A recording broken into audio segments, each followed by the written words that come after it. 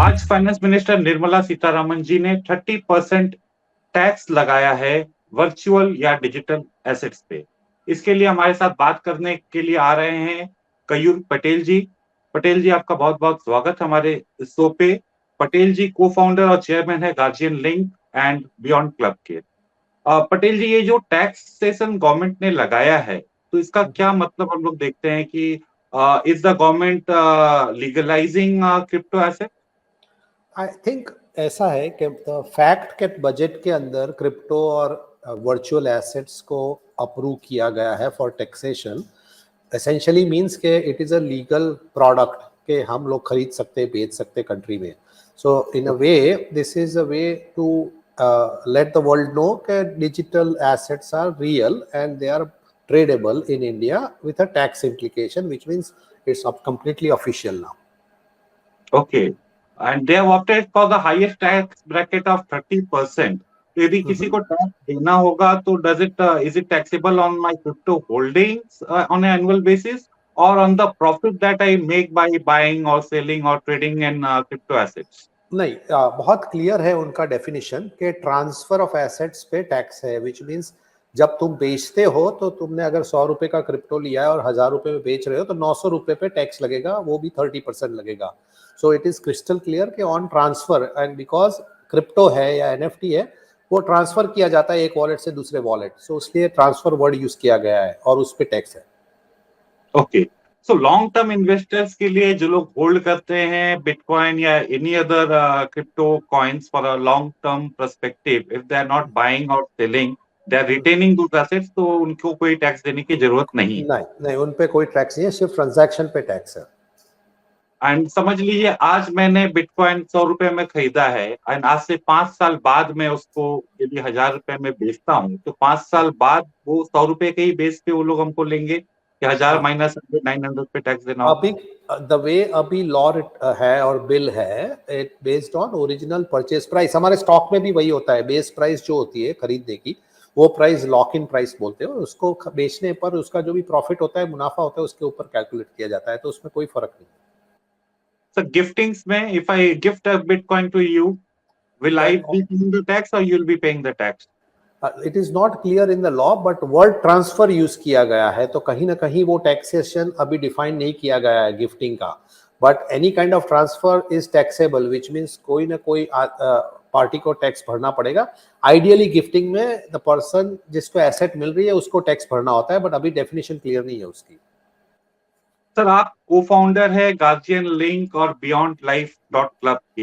ये जो current taxation laws आया है, आप जैसी कंपनी को कैसे ये इम्पैक्ट करता है, या आप अपने कंपनी में क्या करते हैं बिटकॉइन या ब्लॉकचेन रिलेटेड, या हमारे दर्शकों को बताइए। या ये हमारी कंपनियां हैं एनएफटी टेक्नोलॉजी के लिए। हम लोग का हम लोग क्रिप्टो कॉइन्स बेचते या लेते नहीं है, हम एनएफटीज बेचते हैं, which is art pieces, music, digital animation है, जो भी है, अमिताभ बच्चन का हो या स्टैनली का हो, वो चीज़ें हम मार्केट प्लेस में लेते और बेचते हैं। अभी तक कोई टैक्सेशन डेफिनेशन नहीं था, तो हम जीएसटी भरा करते थे, विच वॉज अबाउट 18%। अभी टैक्सेशन डिफाइन हुआ है, तो अभी 30% टैक्सेस भरना है।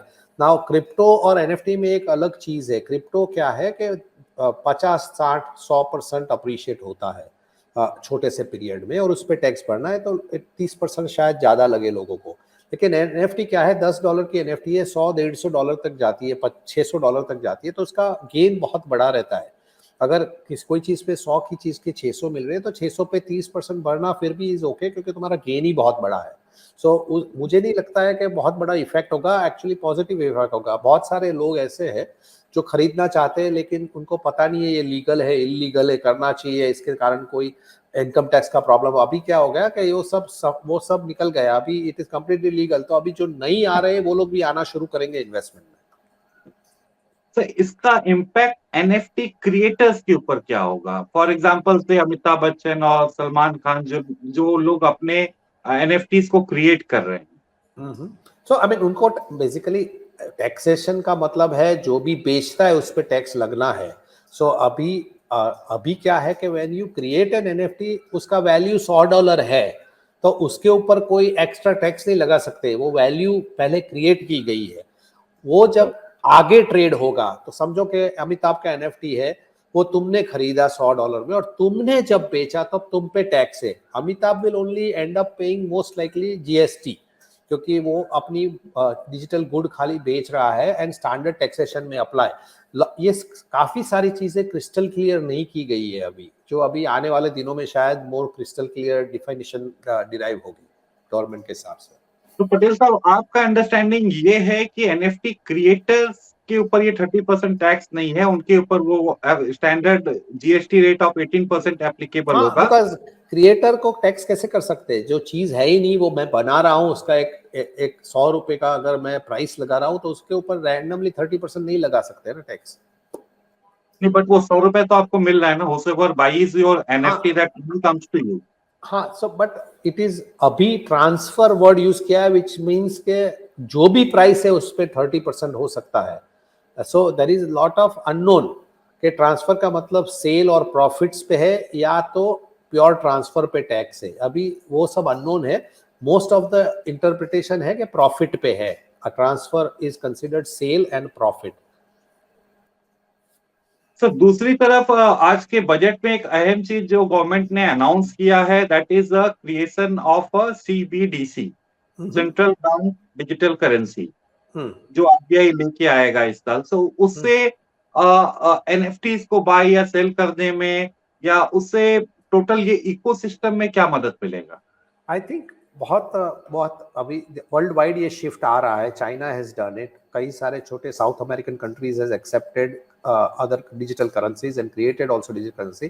अब Hindustan is taking a leap which is a very good thing, क्योंकि long term अगर digital currency is the currency of trade ये कंट्री के लिए, तो काफी सारा गवर्नेंस, काफी सारा रेगुलेटरी क्लैरिटी, ट्रांसपेरेंसी आ जाएगा सिस्टम में।